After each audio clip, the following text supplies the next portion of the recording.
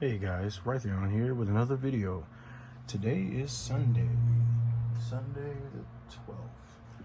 And in today's video, it's going to be a little bit different one. I'm going to be giving you guys 7 game collecting mistakes you don't want to make.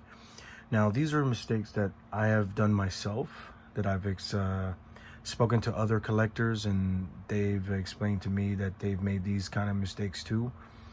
Whether you're a beginner or you're an expert, you will at some point make this mistake. So the first thing is number one is not tracking your games.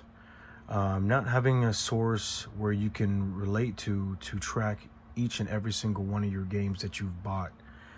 I've made this mistake in the beginning, and it's pushed me back a little bit when it comes to collecting, because you can either buy a bunch of games that you don't need, like let's say buy back the same game again. You're thinking that's a good deal, you end up getting it, and you end up realizing you got 3 copies of it.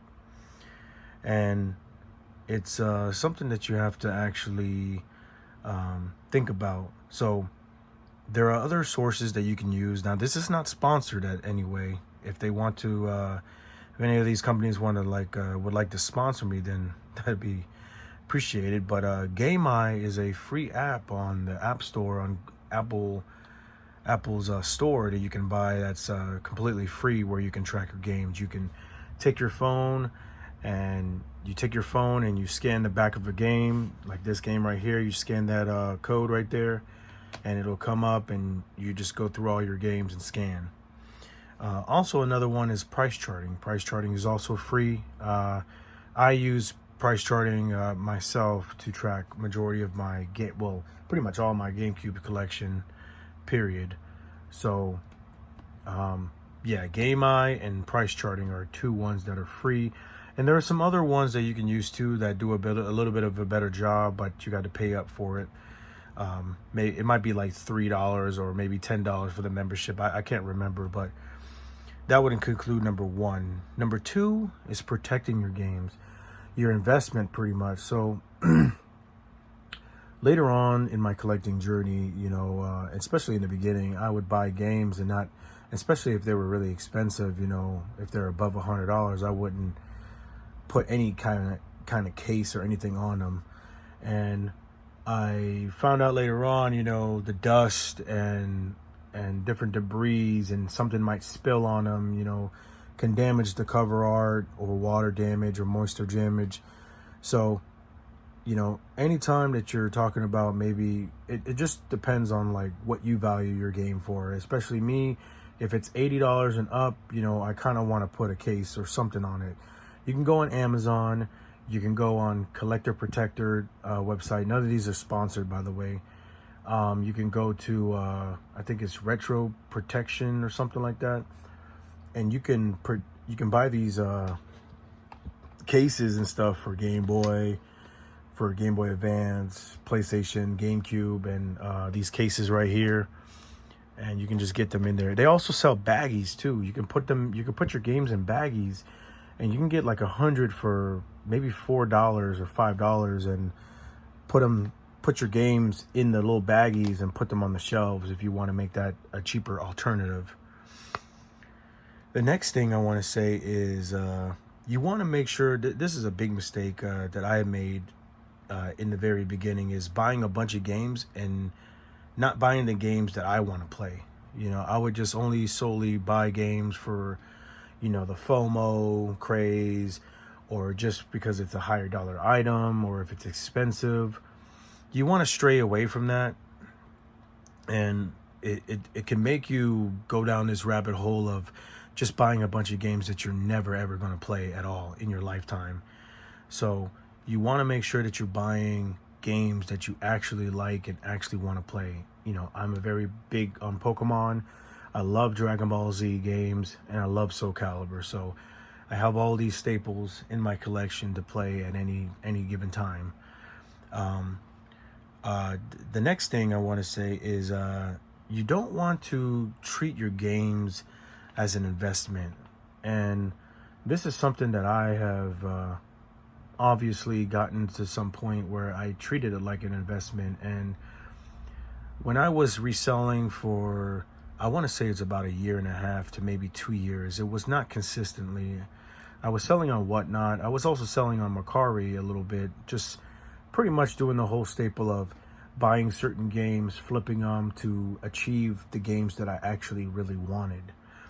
And I found out, like I said in a later past videos, is that I got to a point where I wasn't really liking the reselling aspect of it. It just didn't seem like it was something for me. Now, at some point, you will resell something. We've all done it at some point. But, you know, I know now that I'm really just not a really, I want to say true, but I am a collector. So you don't want to treat your games as an investment, because it can really put a Debbie Downer to your whole feeling and aspect of video game collecting in general.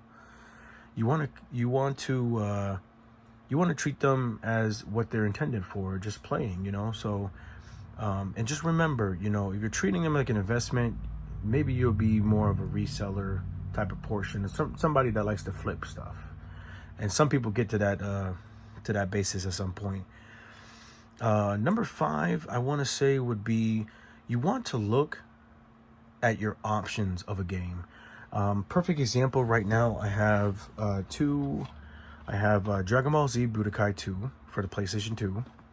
This is a game that I've actually bought myself way back in the day when it came out. And I also have Dragon Ball Z Budokai 2 on the GameCube.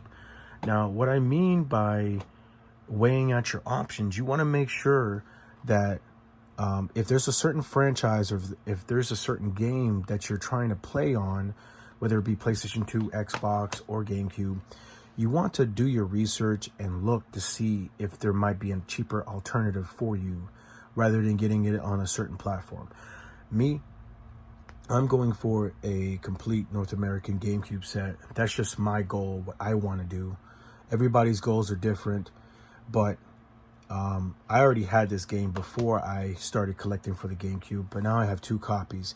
Now, believe it or not, this PlayStation 2 copy right here, this thing price charts at $16, and I think the last sold on eBay was $21 for this game right here. And for the GameCube version, which is pretty much the exact same version, there's no difference between them both. The GameCube version has shot up to at least $55. Some copies selling for anywhere from $40 to $55. So you definitely have, if you really want to play this game, your cheaper alternative is to get it on the PlayStation 2. I don't know if they made this game for Xbox, but if they did, it'll probably be maybe a little bit cheaper. I know the Xbox has gone up in value, but weigh out your options when it comes to collections. I made this mistake many times of trying to collect for some certain platform, and then I end up screwing myself over when I could have got it for way cheaper by collecting it for a cheaper platform. The next thing was know when you're satisfied with your collection. You'll know when you're satisfied because you'll come to a realization that, do I really need to get these games? You'll be on eBay, you'll be on Whatnot, you'll be on Mercari, you'll be on over there in your local game store, and you actually think to yourself, you'll have this moment. Every game collector will have this moment where they sit and think like, do I really need this game? And what I mean in depth in that is, like, you want to make sure you're satisfied. Once I'm done completing for the North American set, for the GameCube set anyway, I'm going to go after complete in box Pokemon games. This is one of my this is a first print Pokemon Yellow edition, complete in box, and I want to go for all of them because I just have such a great nostalgia for the early Pokemon games, as well as the DS games as well. I'm going after all mainline Pokemon games, but that's just a goal that I want to do. You know, that's just my collecting goal. Some people have their goal being their grail of an item, whether it be Pokemon XD or any other game that's higher dollar. And you know, for me, it would be to finish the GameCube set and to finish Pokemon Yellow, Pokemon series, pretty much the mainline Pokemon. I have Yellow I have fire red, I have gold, I have silver, I have sapphire.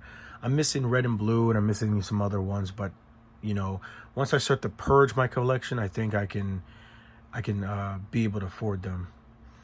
And I think the last thing would be to play your games. Actually, sometimes we just get really lost and confused about certain things in life, and we end up not playing the games at all. We end up spending a bunch of money, and they just end up sitting on the shelves and stuff, collecting dust.